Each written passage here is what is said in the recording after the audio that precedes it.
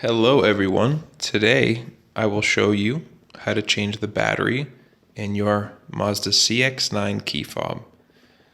This fob was used from 2007 to 2015. This is the 3-battery version of this fob.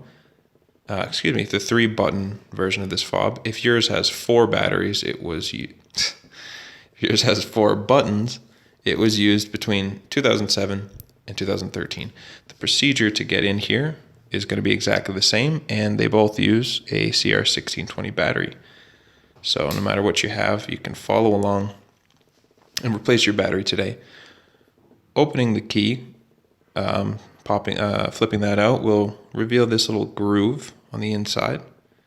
We're going to actually push up on this part like that to make a little separation to remove it from the bottom. If yours is a little bit tighter than mine, and you can't do it with your finger, or you're having some trouble, take something like a flathead screwdriver, holding the top, not holding this part because we're going to be pushing that up, holding the top and finding that groove.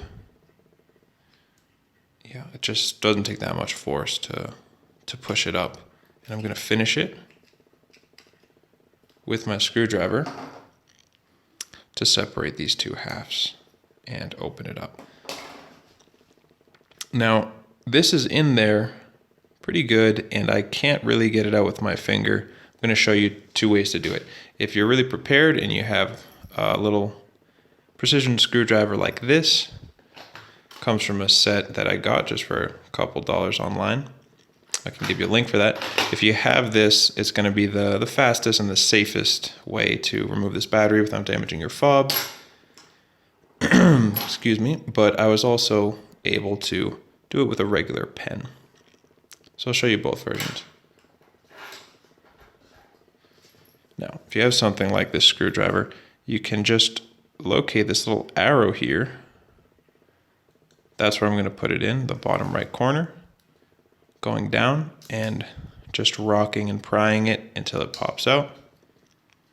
Show you that again. Finding the corner, pushing down, and yeah, there we go. Let me just pick up this battery if I can. Put it back in. Okay, let's say you don't have one of these screwdrivers.